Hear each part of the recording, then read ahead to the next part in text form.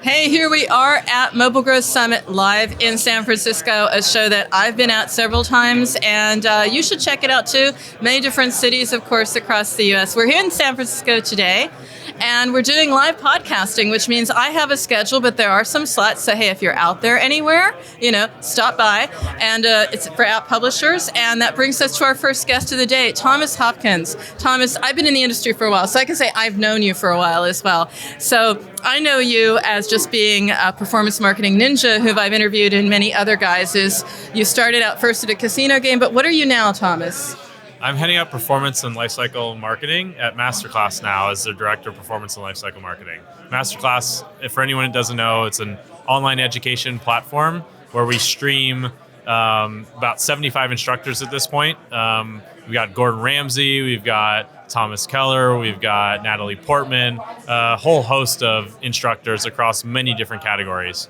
That's awesome, because if you think about it, I mean, you were before at a gaming company. Not that that's not real marketing, but this is like real marketing. You also have to probably deal with talents as well. I mean, there's a brand message and a performance goal. I'm just curious at a high level how you're dealing with that, particularly now that you've got people like Gordon Ramsay probably not giving you a great time if you're not performing. I just wonder, but there's a lot of interesting things that you have to take into account when dealing with intellectual property or dealing with their own brands. And something that MasterClass has done really well and perfected, it's the rest of our BD team. They do an amazing job of working with the talent and working with these instructors that are the best in their craft, and making sure that we have the right type of contracts in place to have them come and present. So the really cool thing that's happened in the past year is that we actually have these instructors coming to us and saying, hey, I would love to do a masterclass. And we're like, wow, that's amazing. Whereas instead before, up until about a year ago, it was like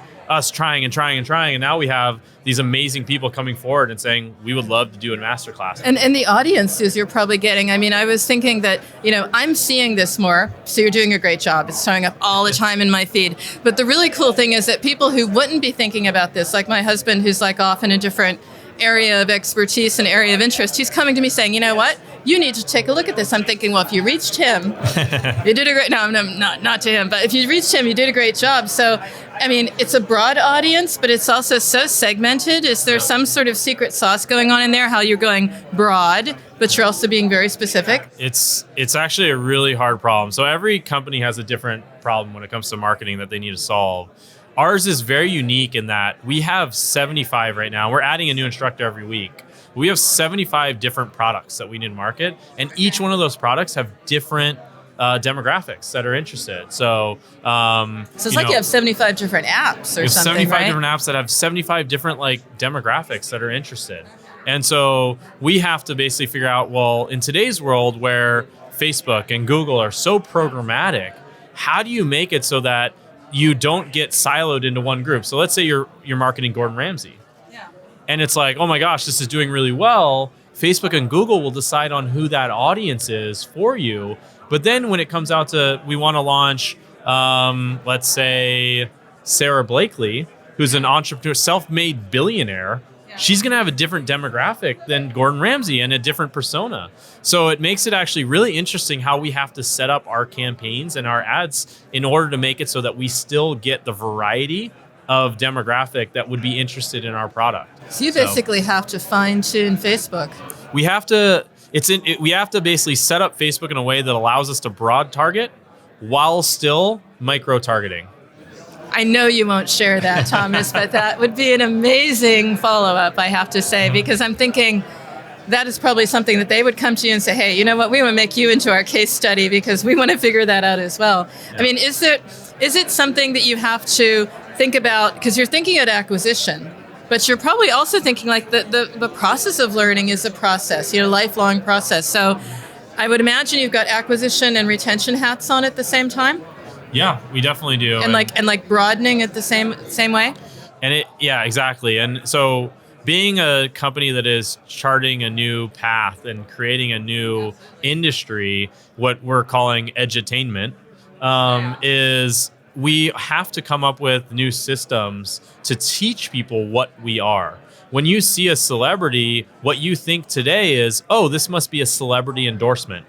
when actually these celebrities are actually teaching the class because they are the best practitioner for their specific craft. And so what we basically end up having to do is teach customers what that is. And that's actually really hard. When you see Netflix, you're like, okay, I get it. When you see Hulu, you're like, okay, I get it. When you see MasterClass, you're like, what is that?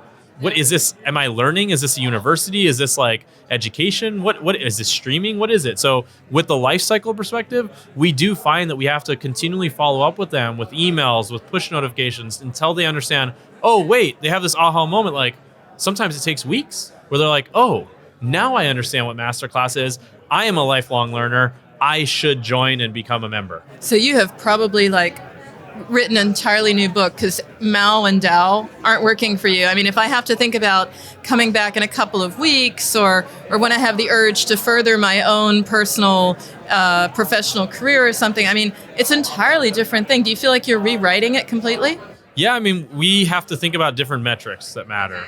Yeah, of course. So the biggest one is always like, what is your retention over time? But that's what everyone's looking at today. But the bigger one that we look at is actually what's more important is like month 2, month 3 retention, because that's usually the best indicator for how long somebody's going to be around on the platform. So most of the time with apps, you're saying, what is my week 1, week 2, week 3? Whereas what we're trying to do is actually get to a month 1, month 2, month 3. But what we have, that's what we do now. In the future, we want to make MasterClass a place where you always come to for your like daily learning.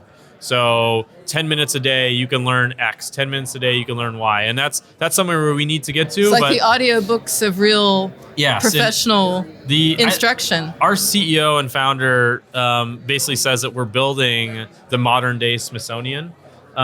Because there's not much history that's today. We're not building castles and pyramids. So our history is the people today that are changing the world, making a difference. You're like really touching me in a way because I'm like jealous. It's almost like now I want to go there too because we started out in the app industry, no offense to app marketing, and you started out in gaming apps, and I loved it because when I knew you first, went from professional water polo to like high performance in sports to high performance in casino games. I mean, are you taking some of that with you into what you're doing now? Because that was performance marketing. This is more than performance marketing. This is like the cool stuff. Yeah, no, I am definitely lucky. MasterClass is such a great place to work. I mean, I'm sitting there going like, I really get to market Steph Curry today? Like, how is that? That's so cool. And then the even better part, every month we have our community team puts together a presentation where they have a student of the month and they tell their story. And it is amazing what we're doing for people. The number one score producer now, because we have a lot of music production instructors, the number one score producer in Eastern Europe, he's doing it now because of MasterClass. It was a hobby on the side that he was ready to give up, and he watched one of our instructors, was like, oh my gosh, I need to take one more step, and he did it.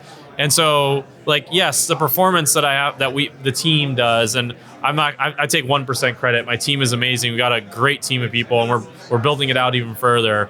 But I say that performance is a small piece of it, but it's something I love to do because I get to do something I care about. I was going to say, and you also get to do something because I know your background. So your parents are teachers, and they're saying like, yeah, our son does an app that is not necessarily around gambling or something. Yeah. Maybe it's a little bit tricky there before. I think our whole family was like that, wasn't it? Yeah, it's so funny. So both of my parents are actually teachers. Yeah. And so I grew up in the household of teachers. And so when I was working in the gambling industry, marketing social casino apps, is like, okay, great, my son does that. And then at that same time, my brother was working in the weed industry. And so both of my parents were like, what happened? What did we do wrong? And so now my brother's actually working in the energy efficiency space. Okay, now that's something you can talk about at the dinner table. Yeah. And then now I'm working at MasterClass helping with education, and my sister's a teacher. So it's like, okay, great. My parents are like, okay, we did a good job. We did a good job after all, because it was like, but at the end of the day, and at an event like this, it is also about making the money. I'm just curious because I just don't know it. Thomas can't know everything. What model do you have at MasterClassing? Are you trying to monetize, obviously through the lessons, but is it like a subscription thing or what is it? Yeah, the most important thing we're trying to do is unlock our members' potential through education. And how we do that, it's really important that we're able to sell classes, because the more classes we can sell, the more classes we can make. And so it's a constant game of trying to create more classes, sell them, and then continue that process so you can keep touching more people and keep helping people realize their potential. And so how we do that is it's based on like making sure that we're always having profit. So we're always trying to hit a specific ROAS target that maximizes profit. So that's our target. It's not about total sales. Sorry, the camera just got knocked over. It's not about trying to increase the total number of sales. It's about always trying to increase the profit and make sure that profit's always optimal. And so that's what everybody wants to hear, how to make money. You're talking about how to make profit. Of course, it's very interesting because you're also conflicted because you have so much incrementality. You're saying, okay, you had this lesson, you want to have this lesson, and you have to figure out, is that a new acquisition? Are they coming back? So you really have to deal with that, not just like when gaming companies complain about it or other apps. This is real for you. How do you deal with that? Because of course, it's the question we'll have. It's a hot topic in 2020. We're not going to figure it out, but I'd love to hear how you address it.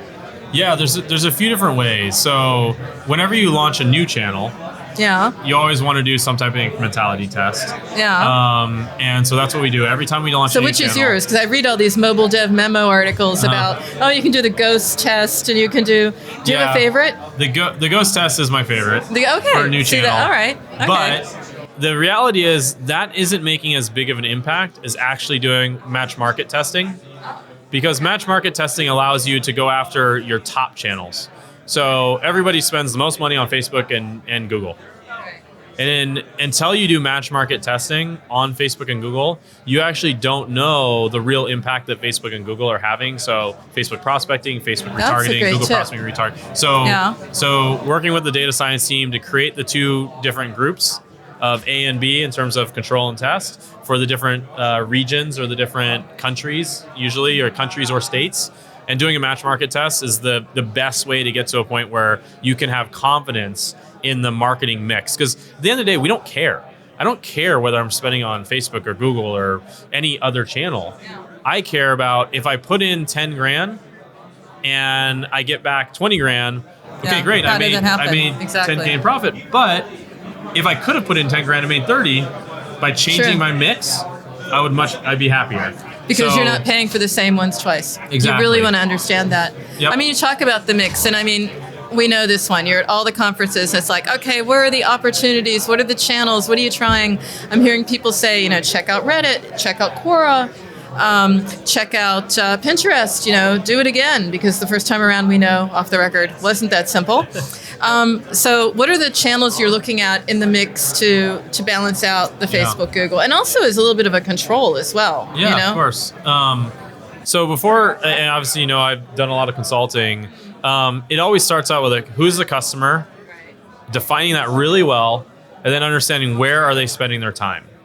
And so once you know that, then you can start to define that group of channels that make sense that will add to like incremental traffic. As you know, Facebook and Google make up like 80% of the market in terms of like they can reach 90% of the people.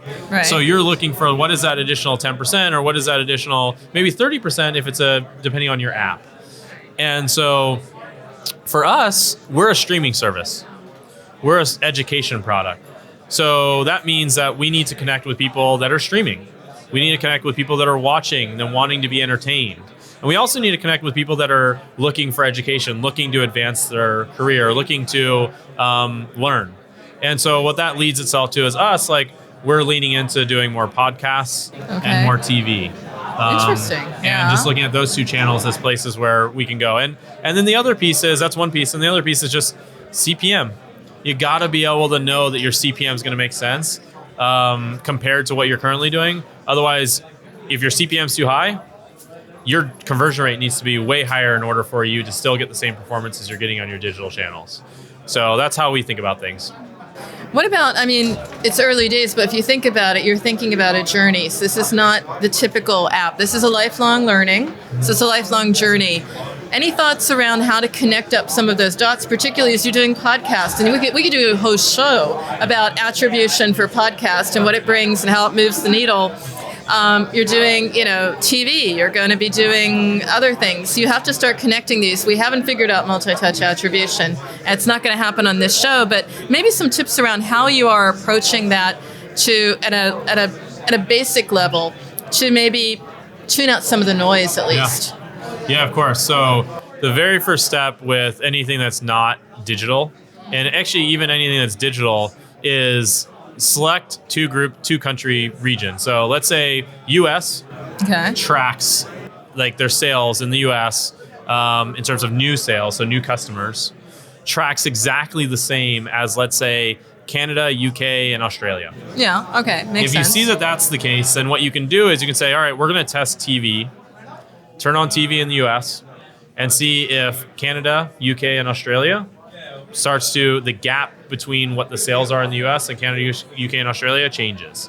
And so if they're the same, and then all of a sudden you add TV to the US and you hold everything else constant, that's your A and your B group. And if you see that, oh my gosh, sales in the US are now 10% higher, you can actually say, okay, the advertising we're doing on TV is adding 10% in total revenue to our business. And then you can say, okay, that is what our ROAS is based on that 10% in value divided by the amount of spend you did. And then you can determine what the performance is for that channel. So it's really important that everybody works with their data science team to understand doing a correlation analysis or regression analysis to know which countries track with each other so that you can do this type of testing. And I highly recommend everyone take a look at Google's white paper.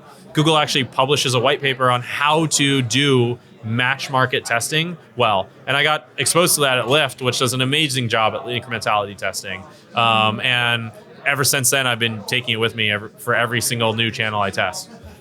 So you've been at a couple of great jobs, and I love watching your career, Thomas, and I know it's going to be great to watch continually. It's going to progress, and you're in a great place right now.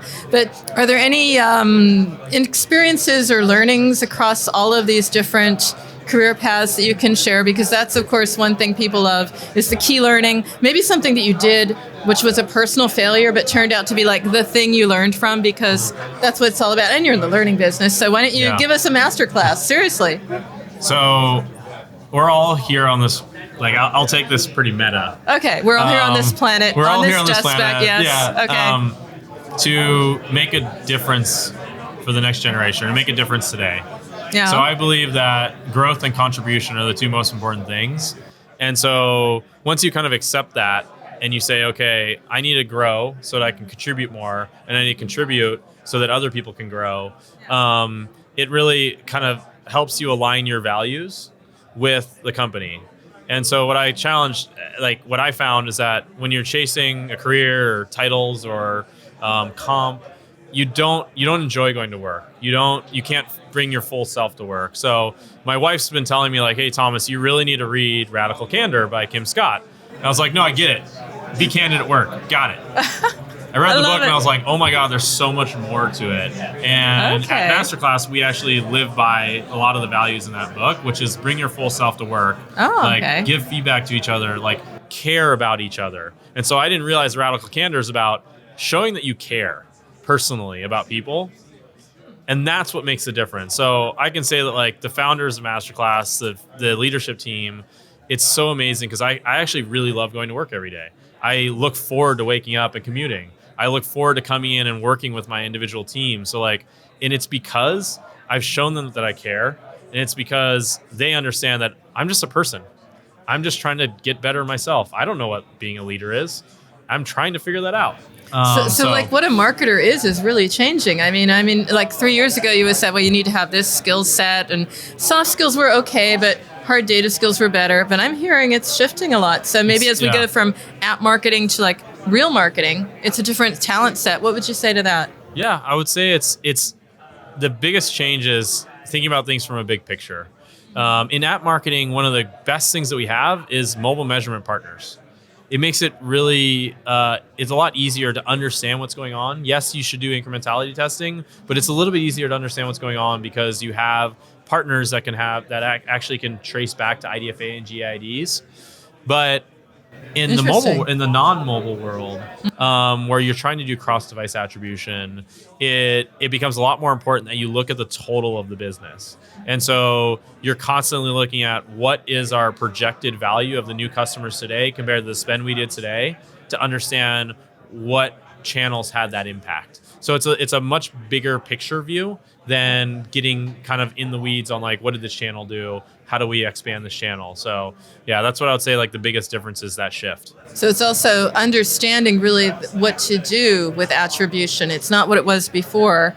It's something more like a source of business intelligence in a way for your business as well. Exactly, yeah. Okay. So I want to wrap it up with some thoughts about, what's next for you and what you see. We talked about your learning. What would you say if you had to give some advice to marketers? We understand the whole idea about bring yourself to work, but is there something they can take back with them right now, Monday morning to the office that you would give them as a takeaway? Yeah. The most important thing is that you love your job. Okay. And you clearly do. I mean, I'm starting to love it too. It's like, take me over. I'll come over and do some things, some content marketing. We'll work it out. I'm just kidding. But no, seriously, I feel it. And you got to find the things that you love about your job and try to do it as much as possible. Okay. And so I read an amazing book. Our chief people officer at MasterClass, Ann Watson. Chief people officer? Yep. It's a thing now. Yep. Okay. At MasterClass, Ann Watson recommended a book called 9 Lives About Work. Okay. It was an amazing book that we did during a book club. MasterClass is all about learning and growing, so we have a book club. Awesome. And one of the chapters was basically about we as workers in the working world, whether it's performance marketing or any other thing, we're all basically trying to get better at a set of like 7 things. Okay. But the reality is when you create a team, everyone is really good at 1 or 2 things, and you want them to do those 1 or 2 things. Imagine if you created a basketball team and you had a bunch of Steph Currys. Not going to work. Yeah. So the same thing is true with performance marketing. Each person's and each marketer, you're very good at something. Find out what you're good at. And the way to find out what you're good at is you have to think about 3 things. What is something I really look forward to doing? What is something when I'm doing it, the time passes like fast? Like now. Yep. We're almost at the end. Yes. And the third one the last one is, what is it that when I'm done, I'm really proud of my work? And so when you find something that fits those 3 questions, that is usually a really good indicator of what you really like doing, because it's usually a strength of yours. And so the point is lean into your strength. So as a marketer, if you're great at optimization, lean into that. Do that as much as you can. If you're great at creating creative, lean into that. If you're great at having an eye for like brand, do that as much as possible. So it's find your passion, find what your strength is, and do it as much as possible. I mean, that's inspiring. And it's very true. I mean, I love doing things like this. I love speaking with you, Thomas. And I have to say, time has been passing incredibly. I could imagine. I mean, if they don't, I will. Stay in touch with you. Follow up on what you're doing. Check out MasterClass and all that stuff. It's not a plug. It's a way to continue the conversation with you. What's the best way to do it? Yeah, of course. So you can reach me on LinkedIn. Okay. You can also send me an email at thop@masterclass.com. And my LinkedIn is thopkins11. So LinkedIn/in/. T-Hopkins11. Okay. So yeah, you can reach me there, and we are hiring at MasterClass. We're building out a team, so we'd love for anybody who's interested to, get in contact. Absolutely, and I would suggest they do. It sounds like a great place, and I love the idea that it's like at the intersection of everything we know about marketing. It's marketing. You're doing performance marketing. You're doing brand as well, but you're also creating a life cycle that is continuous, because it's life cycle learning, lifetime learning, life cycle, thinking about retention differently. So much to learn from you. I would definitely love to have you back. And here we are again. As I said, it is Mobile Growth Summit, podcasts all day long, live, stuff you need to listen to, stuff you can learn from, like Thomas. So don't go away. We're having more. So we'll be back.